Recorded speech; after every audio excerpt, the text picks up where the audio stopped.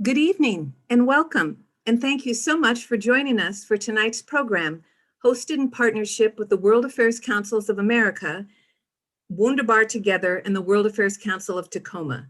My name is Marcia Garrett. I'm president of the Tacoma World Affairs Council and so pleased to welcome you this evening. For those of you who may be new to us, we've been active in the South Sound for decades. Our mission is to create globally minded citizens through education and engagement, and we do that in various ways, largely through programs such as tonight's. Like many organizations trying to find their way in a global pandemic, we have turned exclusively to virtual programming. Our next event is this Thursday when the Council's Travel Book Club will meet to discuss Beryl Markham's iconic memoir, West with the Night.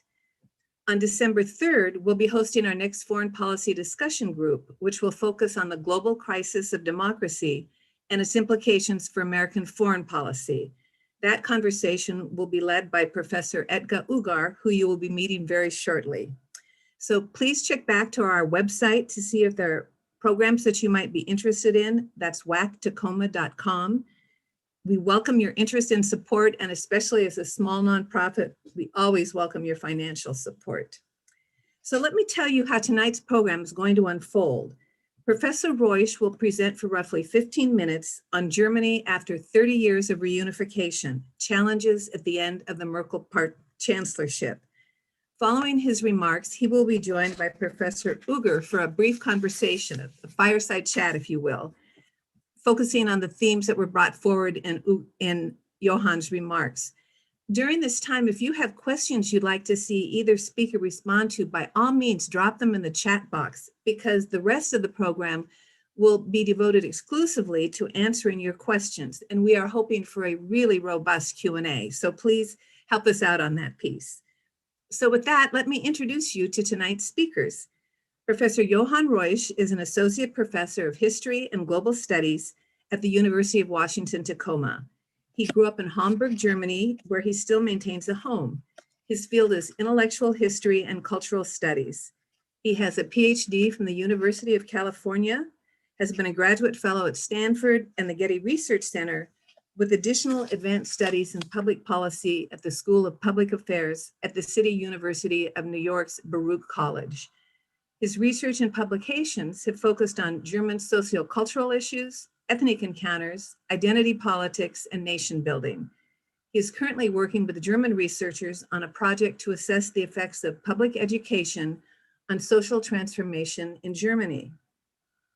Professor Ugur is an associate professor of politics and international studies, also at the University of Washington Tacoma. He teaches classes on comparative politics, American foreign policy, and Middle East politics. He received his PhD in political science from the University of Utah.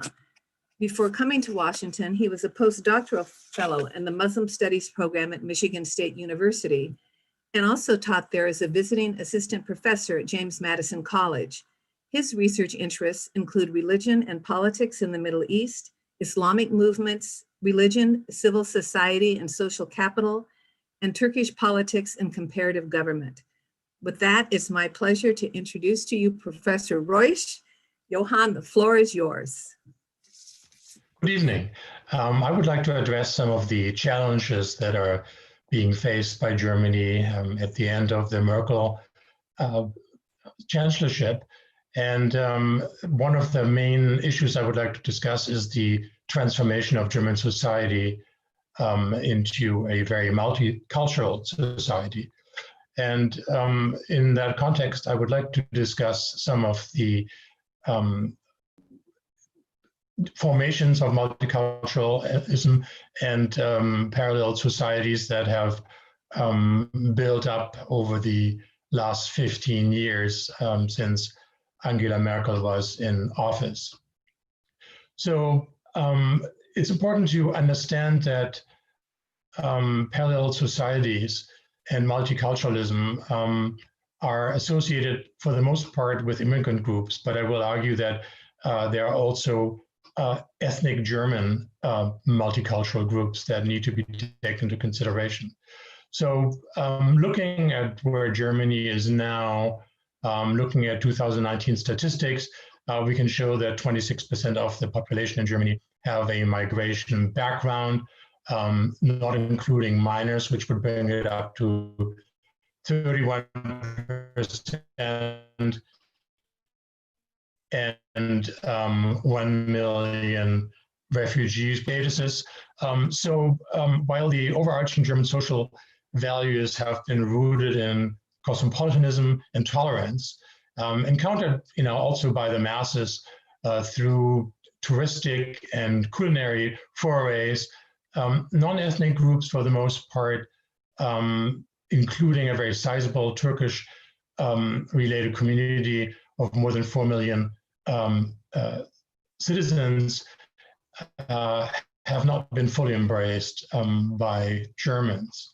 And the fact that some of these parallel societies that have maintained their own culture, their own belief systems, have not been fully integrated into Germany became very apparent in 2018 when the Turkish elections involving Erdogan took place, where large amounts of Turkish German citizens marched in the streets in support of Erdogan, who was seen at the time already as a human rights violator, and was seen with suspicion with regard to his geopolitical activities in the regions around Turkey. What was also interesting was that the Turkish secret services were very active in Germany at the time, participated in events both at mosques and private occasions, and therefore were able to sway public opinion and control it to a certain degree among the Turkish German population. This was further exacerbated by the conflict, of course, between ethnic Kurdish groups and ethnic Turks, and I should mention that maybe there's around 1 million Kurds living in Germany. So in addition to that, expanding on the concept of parallel societies, we have a very large segment of Anatolian tribal clans, referred to very often as Lebanese crime families or Arab clans, who are engaged in organized crime and have expanded their operations greatly during the last years for a variety of reasons that I may have time to get into, and that might be posed by questions that might come my way. But we're talking about 200,000 members of these organized crime families, a large percentage of them German, even larger percentage drawn recently from Syrian refugees that are in Germany, very often without work, very often without any definite prospect with regard to their asylum status. Germany is obligated by the Geneva Convention to accept refugees, but has pretty much effectively failed to speedily determine their status, with hundreds of thousands lingering in German legal limbo, asylum limbo. So they have been an easy prey for the organized crime groups in Germany, who share a belief system with them, who speak the same language. This is an increasing issue in Germany at the time. With regard to the integration of refugees and immigrants, I want to focus first on the refugees, who, according to the German Office of Labor, have been integrated into the labor market. The actual figures, though, show that only 43% of those applying have found work within 3 years, and they're very low-skilled labor positions, and even for more educated refugees, the very stiff and rigid German certification system has prevented them from obtaining the kind of positions that they may have held in their home country. This is also further problematic because the 43% hardly include women, because the argument that's made by the German Office of Labor is that women coming from Syria and coming from the Middle East very often don't work. It's not a culture that they are integrated in. This is further impacting on the numbers, showing a much smaller percentage of asylum seekers who have been permitted to work, who are actually finding work. And this problem has been made a key point by Angela Merkel during the most recent, actually this month, 12th integration summit, during which she pointed out how problematic it was for both immigrants and asylum seekers, and that a integrated, effective way. I want to turn briefly also to Germany's own subcultures, and I would include in those and as problematic groups to be dealt with within the next 2 years or the year after the upcoming election. Right-wing extremist groups, which very much are at odds with the concept of a post-war German culture and its constitution, and do not embrace German cultural institutions or their value systems, and so they're not part of the centrist parties. And among those are various movements. One of them is the identitarian movement, but there are also folkish settler movements, this called of the Reich, who claim to be permitted to govern themselves, going back to the post-war discussions coming out of the Versailles Treaty after World War I, and various youth groups. Some of them are militant, some of them have been outlawed, like the Viking youth group, and then the Sturmvogel movement emerged following them, the Homeland Loyal Youth, and there's been much discussion lately of young people having been seen in sort of Girl Scout, Boy Scout uniforms with symbols that are tied into some of these right-wing organizations. And the right-wing issues in Germany, especially right-wing terrorism, is only something that came to the forefront following the National Socialist Underground trials between 2013 and 2018, or minority groups were targeted and assassinated.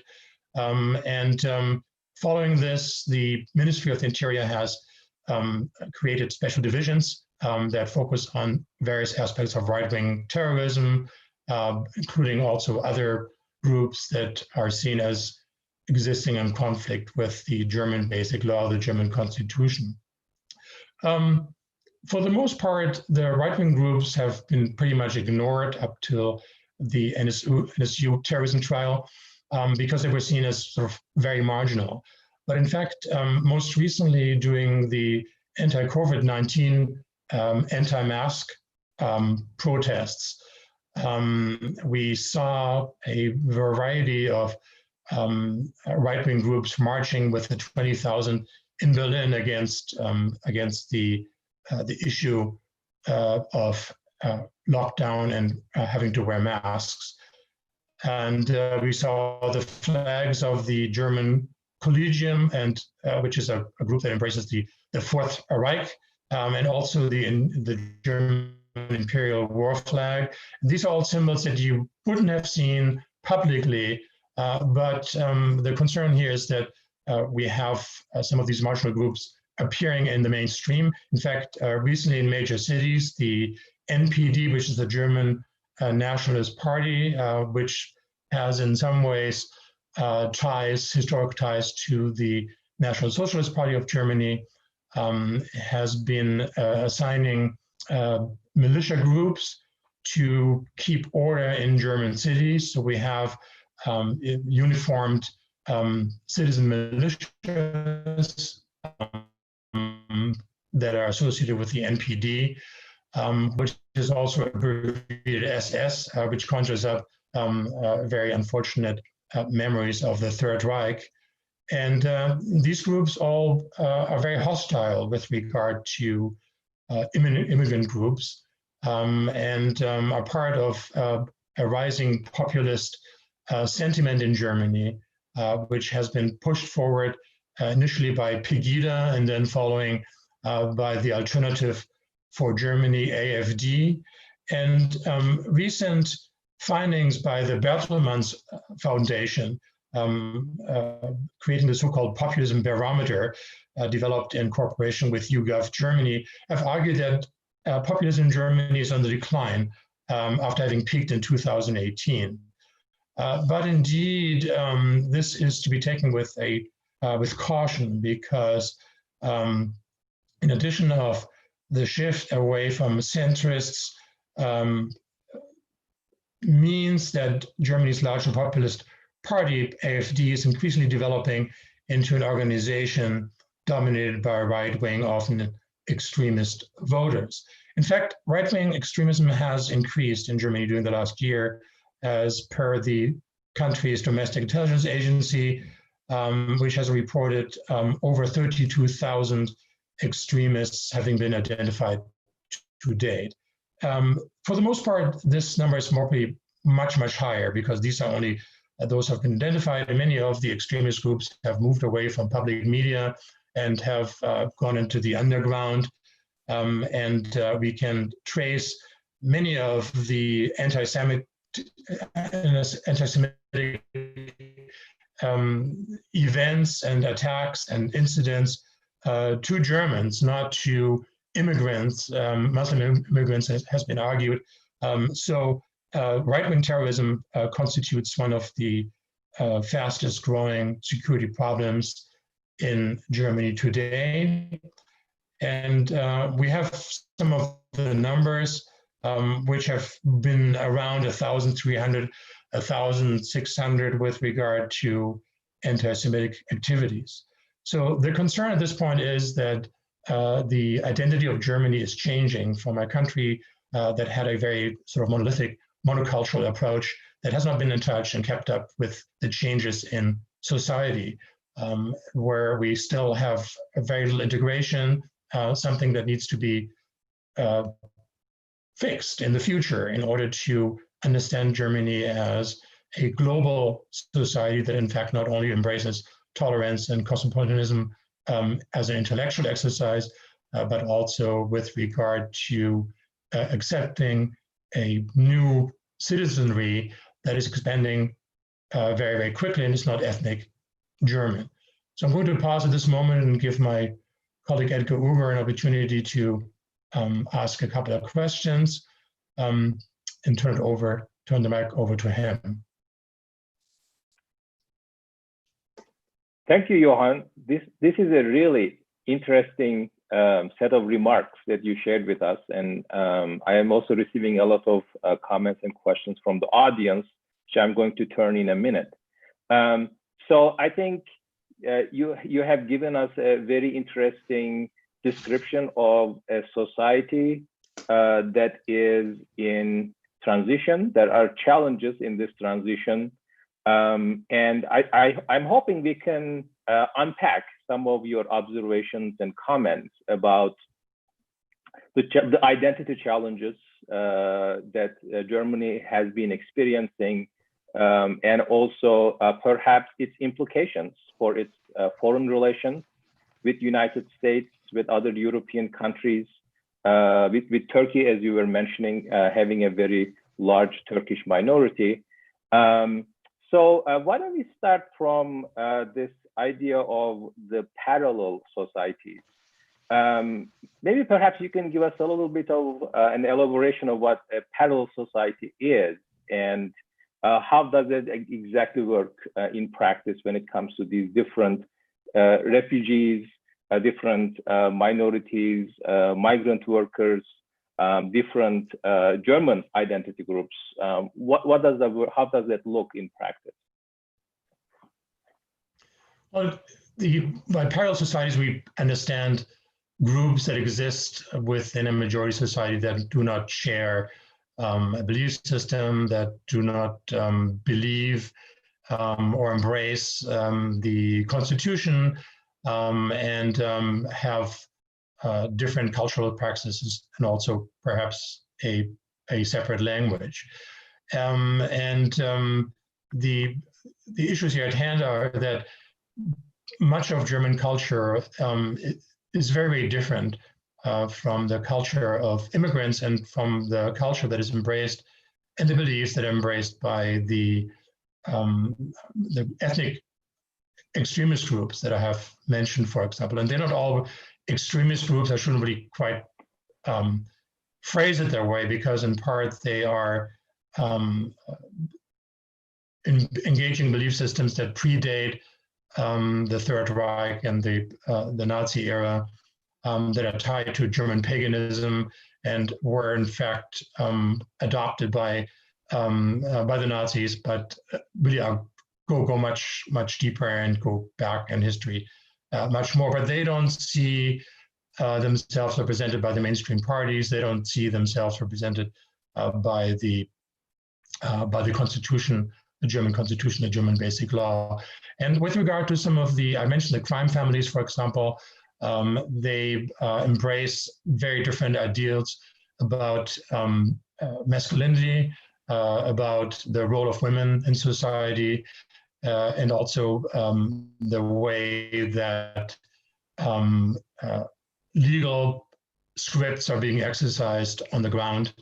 They're very much engaged in, especially the Lebanese crime families, are very much engaged in sort of the music culture, the hip hop culture, which perpetuates some of these ideals of masculinity, borrowing much from African American culture, and using that as a reference, and then are much more engaged in tribal law. I wouldn't even say Sharia law, which has been a big discussion in Germany, of course, but really sort of tribal law approaches that are very similar to maybe something you would find also in the Old Testament approach in Christianity, but which is very, very distant from the beliefs of the secular society, where we do not really engage in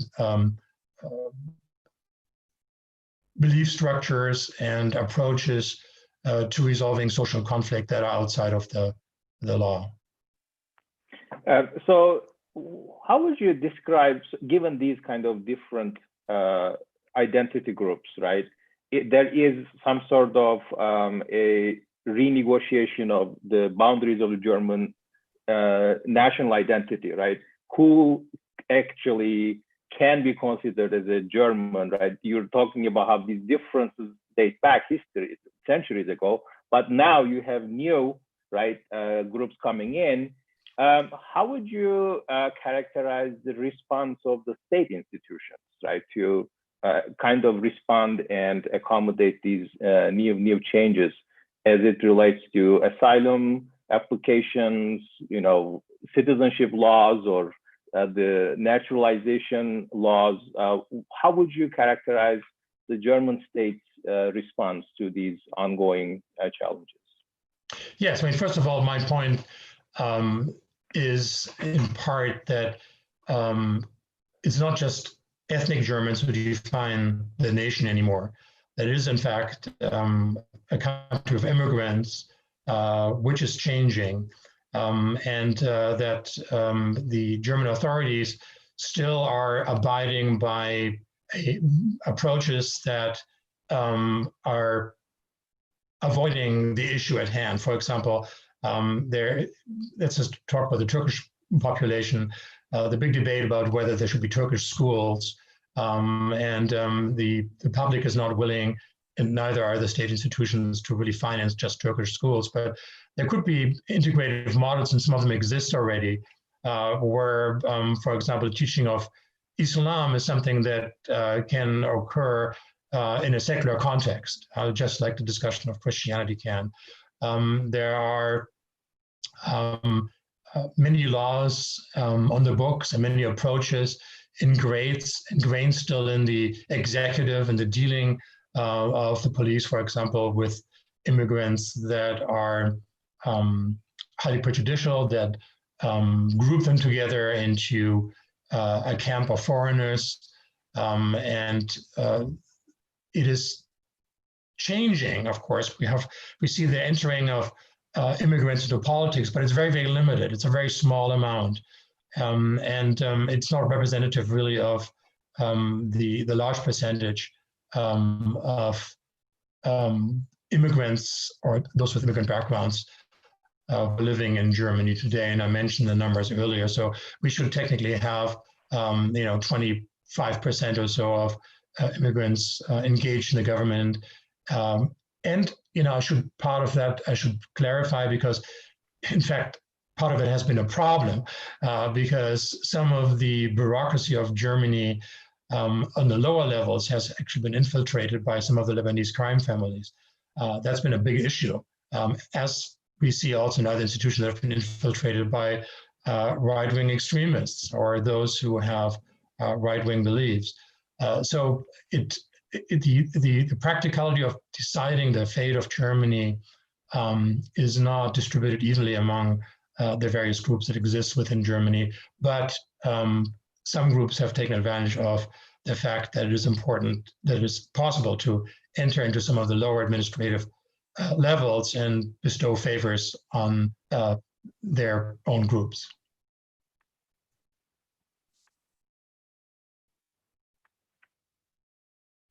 Wait, sorry, I'm having a technical. I can hear you. Fine. Hold on. You can hear me.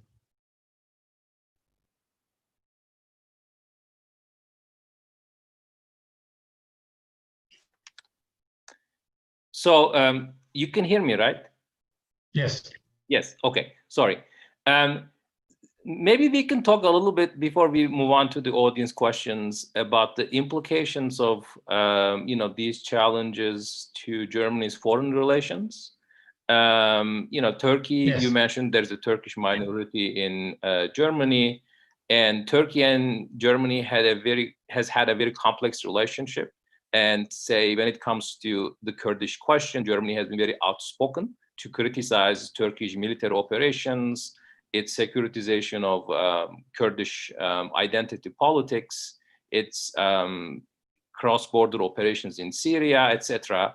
But on the other hand, Germany also signed agreements with Turkey to deal with the refugee crisis.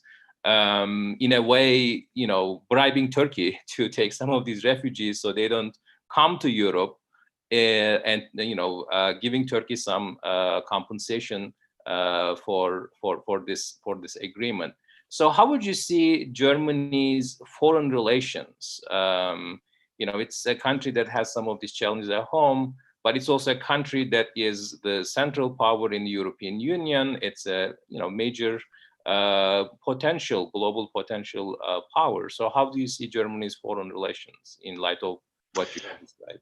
Yeah, they're extremely pragmatic, and it's sort of interesting because the general sentiment in Germany was in support of the Kurds, but we have to realize that the PKK, the Kurdistan Workers' Party, actually is outlawed in Germany. And right before the invasion of the so-called creation of the safety zone in the Syrian territory that was occupied or settled by the Kurds, we had several arrests. Actually, one of the leaders of the Kurdish PKK in Germany was arrested coming out of the airplane. And so in some way, the German government very publicly underlined that, in fact, there is an issue with the Kurds and their militarism and their operations on German soil, and sort of gave a green light to the Erdogan government. And we also have to realize that while the offensive occurred, Germany, even though the EU decided to put an embargo on weapons being sent to Turkey, arms sales in 2018 actually totaled, I think, somewhere around, $280 million, almost a third of the German defense sector going to Turkey. So in the first 8 months of 2019, arms sales actually rose to almost 260 million, the highest since 2005. So we can certainly say that Berlin has revved up the export of weapons and permits, even though some of them were camouflaged, arguing that it was for national security, because Turkey, of course, is a NATO country, and therefore, any activities that might have an impact on security issues should not be discussed. And then when pressed further by some of the factions in the German government, there were materials published that showed maritime, naval export goods, which in fact turned out to be naval-related weaponry, such as U-boats and so forth. So we can certainly say that, yes, on one hand, there is the public opinion that is in part, part of political theater between Erdogan and Merkel, in particular, allowing Erdogan to kind of make some strong statements, feeling insulted by a German comedian by the name of Jan Böhmermann, who was tried in Germany initially under an old law that is over 100 years old, for the insult of a foreign dignitary, a foreign majesty, which allowed Erdogan to kind of be the strongman that is part of the kind of Kodil, the strongman culture that we also see coming to the United States, of course, and to Germany as well. I think that will determine the next chancellor in many ways. And we should also talk about the German-Turkish Joint Economic and Trade Commission. So, foreign relations, of course, are tied into this as well. There's actually the Joint Economic and Trade Commission, I think it's JETCO, abbreviated, which was set up in 2018, and also the German-Turkish Energy Forum, which serve as forums for a dialogue between policymakers and business people in both countries. And so, yes, you mentioned the refugees. So since 2012, the German Federal Foreign Office has provided a total of 198 million euros in humanitarian assistance. And in addition to that, since 2015, the Federal Ministry for Economic Cooperation and Development has provided an additional 350 million euros to help refugees in Turkish municipalities that host them. And during the same time, there's also a big campaign. So while on one hand, the Ankara government was condemned because of their geopolitical forays into Syria, into Libya, and also into Iraq, we have an advertisement by the German Foreign Office in Turkey arguing that this is a great time to invest, that in fact 8,000, maybe 7,500 or so German businesses, or Turkish businesses with German capital investment in Turkey. So since 1980, Germany has invested billions, probably around between 14 and 15 billions US dollars into Turkey. So yes, on one hand, we have political theater. We have an intellectual condemnation, which is also what I was referring to with regard to the values that Germans harbor with regard to human rights, with regard to a cosmopolitan approach to other cultures. But then there is a very pragmatic dealing with all of that on the ground, where a majority of Germans were saying, look, we don't want refugees in our cities. Let's put them into thinly populated areas where there's no opportunities really for labor. Many of them vacated by industries in Eastern Germany. And so this is a very complex issue, but certainly with regard to Turkish and German relations, and there is a hybrid culture that exists between Germany and Turkey, where in Germany you have tons of German, mostly romantic comedies about intermarriage, about sort of love affairs between Turks and Germans, and cultural encounters that very often are funny. And you have the same in German and in the Turkey, some of the Turkish sitcoms. So there's an understanding that the two cultures are intertwined, but in Germany that is not really widely accepted as a national identity. So you can ask a German kid today, what's your favorite German food? And they would say doner kebab. So, right there, it sort of spells out the foray of Turkish culinary culture and the food culture in general, where you buy your food, with whom you engage. Yes, condemnation of Erdogan on one level from an intellectual perspective, but on the ground we have actually a growing tourism sector. During the tensions with Turkey in the political theater, we still have Germans investing vacation homes, outside of Izmir, by the sea. We have, we see the growing of German holiday communities. So this all continues. And I think we see that in our own country too, here in the US, where we have an intellectual understanding of what the majority of Americans should politically think, whereas on the ground, because the media are intellectual, the media are left-leaning, they're liberal, they embrace the ideas that are cherished by intellectuals, where the broad population might have a very different opinion, and we see that reflected in the elections. And the march by the 20,000 in Berlin against the Corona lockdown and the wearing of masks shows that there's a term in German, actually, it's called Wutbürger, which means the angry citizen. These angry citizens cannot find parties that represent them anymore, and so they willingly enter into extra parliamentary groups that represent their opinions. Yeah, so I think we can perhaps switch our focus to American-German relations. There were a lot of questions from the audience whether there are any parallels between the type of neo-Nazi groups, the militant groups, extremist groups, or right-wing political parties that have been rising in Germany, and the type of right-wing white supremacist groups in the United States, whether there are parallels between them. And also, I think there were some questions whether there are any forms of cooperation between these militia groups in United States or in Germany, or they simply share ideology.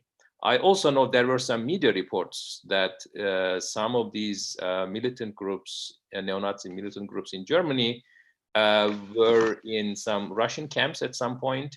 So I think we can also bring in the question of the role of Russia in the rise of these populist movements, whether similar disinformation campaigns happened in Germany as well.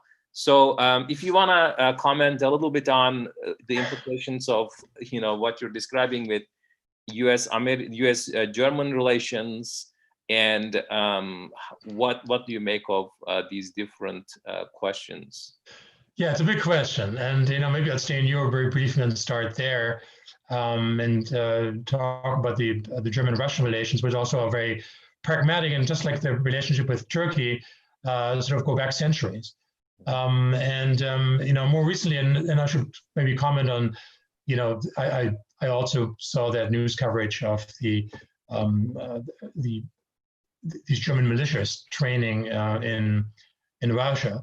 I think one should be very careful to distinguish the policy that comes out of the Kremlin with the various political groups and also extremist groups that exist in the Russian Federation, right? We know that some of the extremist groups that exist there. For example, we've seen that certainly in Chechnya, with Chechenian fighters participating all over the world in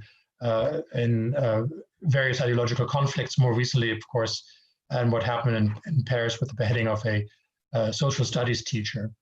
What I know about the engagement in Russia is that the German National Party, the NPD, which I referenced earlier, sent their youth wing to be trained and to hold maneuvers with Russian groups.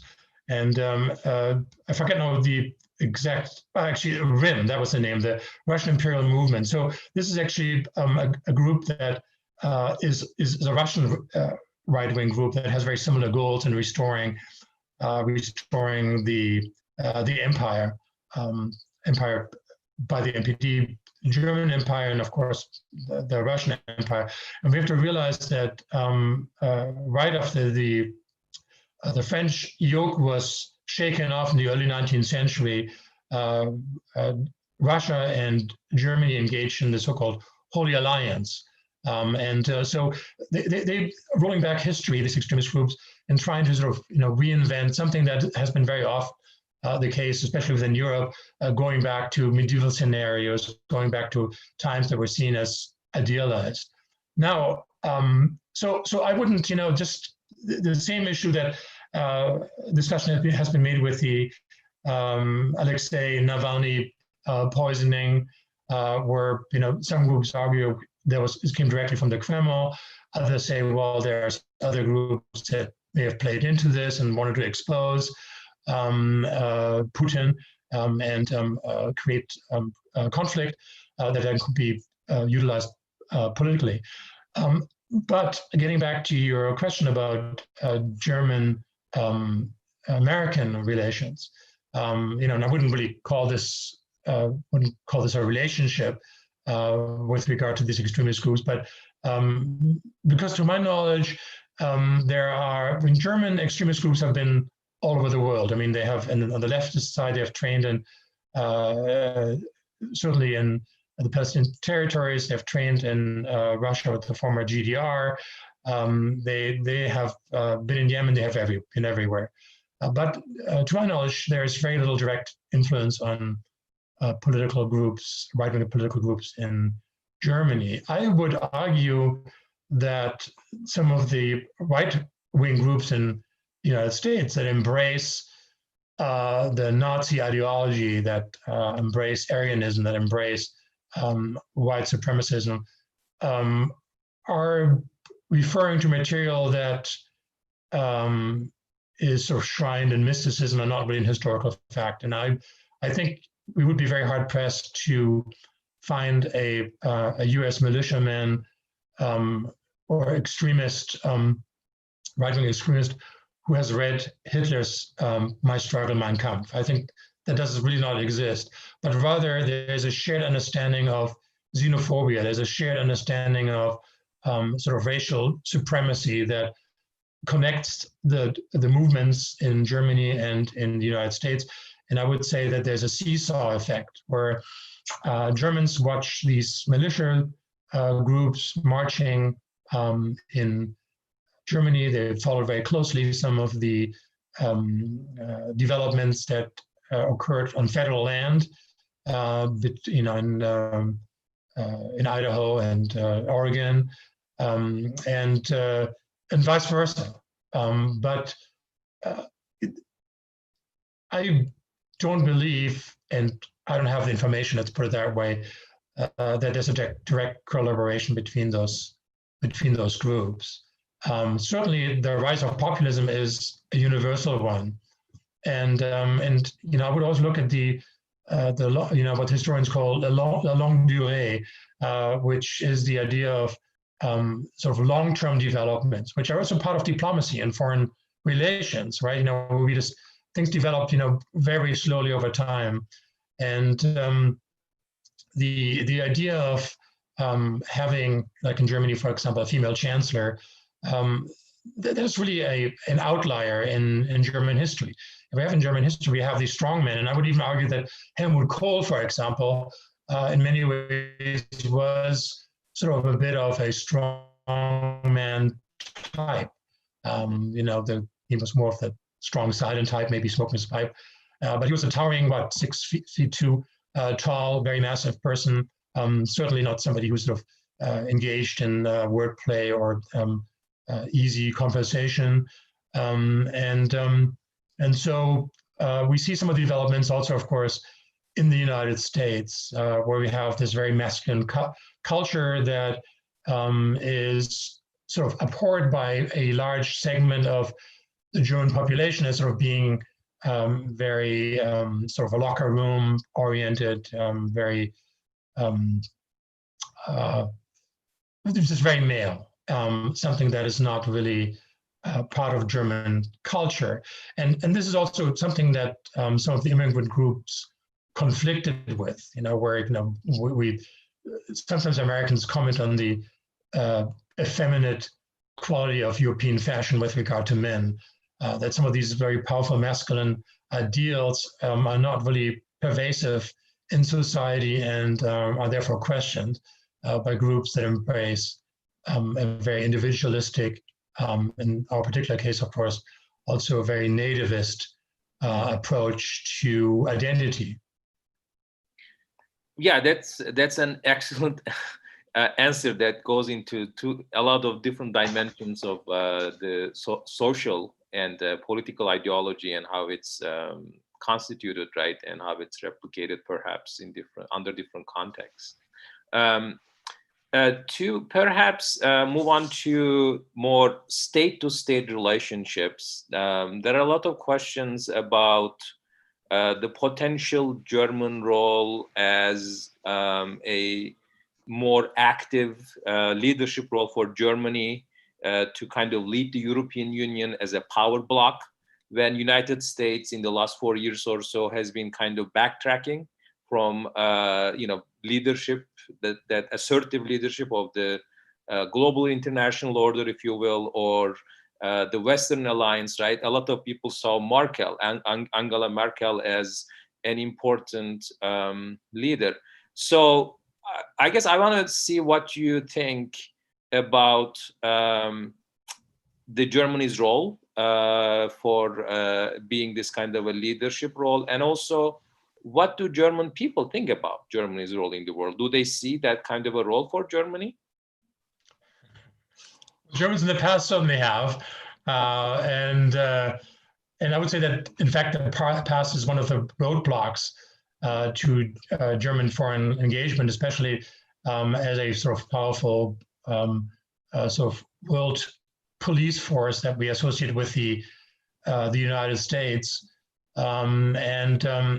Certainly we saw the first foray into foreign military activities with regard to the Yugoslav wars, where we have German military air force engagement actually against some of the Serb positions around Pale in the Serbian heartland.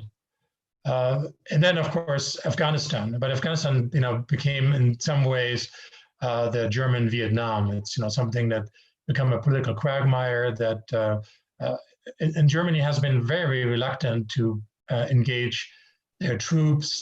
Germany is much more behind the scenes. We don't see German engagement in areas of conflict very much. And the big controversy was when I think it was Guido Westerwelle of the FDP, who was the foreign minister during the wars in Libya, who did not want to engage in Libya, even though the United States, over and over asked Germany to participate more actively in Iraq and also in Libya. But the idea really here is that German military engagement should be kept to a minimum because of the the idea that we have bodies that are meant to engage with foreign conflicts. Of course, much of this was embedded in NATO, but we have seen some of the changes in NATO. We have seen also NATO crumbling at the edges when it comes to Turkey.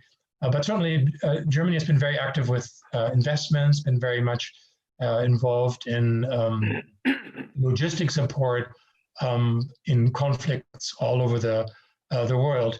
And looking at the challenges faced by the next leadership, the next chancellor's office, is really Germany's more active engagement. This is an issue that is on the table in Germany, to be engaged more globally on many different levels. But I would also argue that the shortcoming in engaging more forcefully in the global sphere is reflected in German society. That the idea of engaging with other cultures is more intellectually grounded, and we have tons of Turkish-German authors that are being read by Germans, but we don't really have a true engagement with regard to social change that we also do not have in the international